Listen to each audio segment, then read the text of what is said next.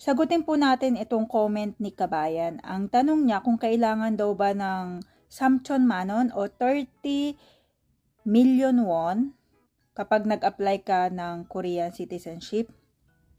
Actually, one of the requirements kapag nag-apply ka ng Korean citizenship is dapat meron kang Samchon Manon o 30 million won na ari-arian, pera or kaya ari-arian. Yan po kapag meron kang asawang Koreano. Pero kung wala kang asawang Koreano, halimbawa F5 visa, alam ko mas mataas yung financial requirements. Anyway, kung may asawa kang Koreano at nais mo magpa-Korean citizenship, 30 million won po yung requirements ng immigration. Kailangan ba cash po yan? Paano kung wala kaming cash ng asawa ko na 30 million won? Ibig sabihin hindi kami maaaring mag-apply o hindi ako maaaring mag-apply ng Korean citizenship? Hindi po yan cash. Kung may cash ka, mas maganda. Pero kung wala naman, titignan po natin. Halimbawa, kung yung sinasahod ng asawa mo sa isang taon, kasama po yun.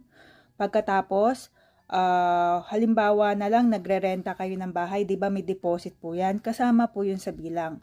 Or halimbawa naman, meron po kayong bahay na binili pero utang sa bangko. Kasama din po yan sa 30 million. So kung may asawa kang Koreano, mabilis lang pong ma-provide. Halimbawa sa trabaho, kayang-kaya po nilang i-provide po yan.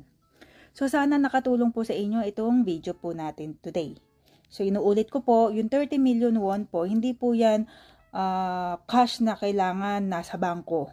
Pwede po yan sa trabaho, yung annual salary ng asawa mo, or kaya yung sa bahay. Kung meron pa po kayong mga inquiry regarding po dyan, pwede kayong tumawag sa 1345, dial nyo po yung 18 asterisk para sa Tagalog.